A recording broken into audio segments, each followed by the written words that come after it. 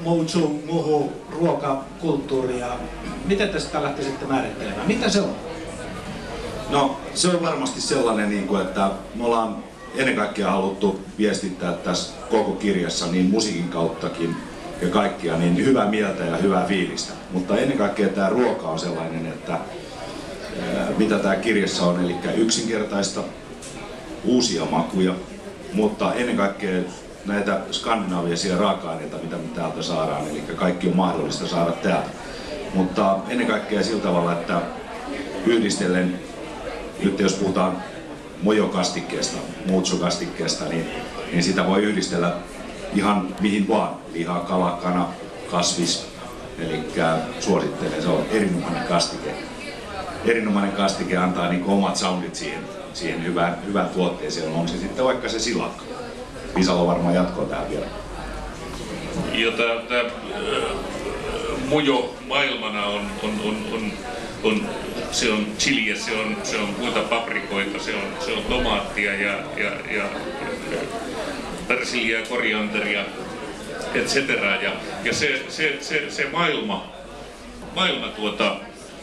se säätelee sitä sitten, että siinä on siis, että se on tämmönen koukkutäräys sillä tavalla, että sitä mietittiin sitten, että mikä sitä muuta ruokaa siinä sitten yhdistää, kun täällä on selkeästi tämmönen mojo-osuus, jotka on niin suoraan siitä perusajatuksesta johdettuja, niin mikä se kantava teema sitten siihen muuhun ruokaan on se, että siinä on joku koukku, siis sellainen, että siinä on jotain erityistä, niin kuin sanottu, jäynää. Siinä on se mojo. Tässä sitten kun te ostatte tämän tästä näin ja luette, niin havaitsette, että tämä kirjan tämmöisenä kantavana teemana on tämän mojon etsiminen ja sitten se selviää, kun olette sen lukenut, että mistä se löytyy, löytyykö se ja missä se on. Tämä on vähän sellainen dekkari siltä osin. Jännitystä siis ruoanlaitossakin tässä suhteessa. Hei, tuossa jo sanoit, viittasitte vähän, että tämä on niinku yksinkertaista ja rentoa myöskin, niin pitääkö tämmöinen maallikon käsitys paikkaa? Siis mulla on semmoinen tuntuma, että ylipäätään ruoanlaitossa ollaan niin kuin yhä enemmän jääty pois semmoisesta hienostelusta, pikkusormimeiningistä ja vaikeista systeemeistä ja palattu tämmöisen vähän niin kuin rennompaan linjaan. Tämä on tällainen yleinen trendikin, vai onko mä ihan väärässä? Ei, sä oot ihan oikeassa siinä asiassa, eli sen vuoksi mulla on justiin tehty, koska me ei olla tällaisia poikia, että me niin kuin hienosteltaisiin sitä ruoan kanssa. Eli musta niin kuin kellään ei ole aikaa enää tehdä kotona pitkiä menytä arkisin ja ennen kaikkea se, että kirja ja sitten tämän sivussa myöskin netti, mikä on hyvin voimakkaasti uusiutuva tämän mojon sivut. Eli tämä olisi myöskin arkiruuan tekijälle nopeaa ja ennen kaikkea saaden hyvää ruokaa, kun sitä tekee kotona, eli ei tarvitse sitä mikroa käyttää kauheasti. Niin Visa, onko tämä nyt vastaus, kun tässähän on pari vuotta jo keskusteltu ja oltu välillä huolissaan kirjan kohtalosta ja pelätty, että sähkökirjat ja muut rupeaa syrjäyttää kirjan, niin te ette ole lähtenyt asiaa pelkäämään, vaan olette lähteneet yhdistämään nämä kaksi asiaa. Sinähän sen oikeasti kätevästi tässä tulkitsit. Juuri näin, tästä on kysymys. Eli me käytetään täällä kirjan sisällä jopa semmoista termiä kuin, että tämä kirja on tämän mojon keskeinen tai keskeisin käyttöliittymä.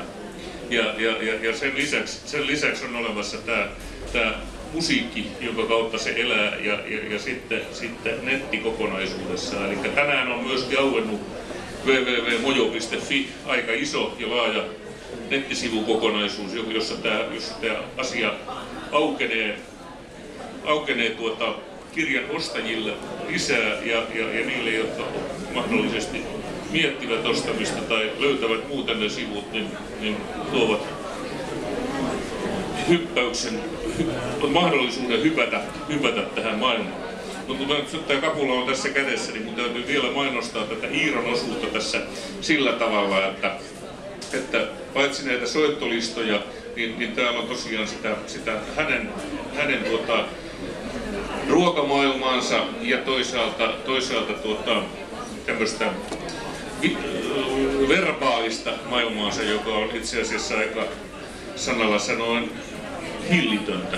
Sekä lisäksi täällä on sellaiset harvinaisuudet, kun että nämä Iiron hillittömät erilaiset pianosoolot, 5 biisiä, on avattu tänne nuoteiksi. Sitä ei ole koskaan kukaan tehnyt, koska se on aika hankala juttu. Se soittaa aika paljon nuotteja niillä sormilla. Niinhän se tekee, mutta sen verran olen kirjan selannut, että kyllä sen avulla pystyy ruokaa tekemään, vaikka olisi koko internettiä siellä kotona, että toimii myös ihan yksinäisenään näin.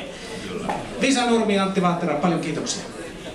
Ja kiitoksia Iiro Rantalalle vielä ja hänen terveisensä, jos terveisinä mä voisin lukea täältä, kun täällä kirjan viimeisenä printtisivuna on tällainen kiitososio, jossa lopuksi Iiro jakaa kiitoksia ja toteaa, että lisäksi haluan kiittää Bonoa ja Dalai Lamaa, jotka eivät liity kirjaan mitenkään, mutta nimet saattavat tehdä valtavan vaikutuksen joihinkin lukijoihin. Sitten vielä muista Antti Korhonen, loistava haastattelija. Sulla on pitkä päivä, isommat aplodit myöskin Kaimalle vielä. Kiitos ja hauskaa iltaa kaikille. Kiitos Kaima näistä sanoista. Ja herrat,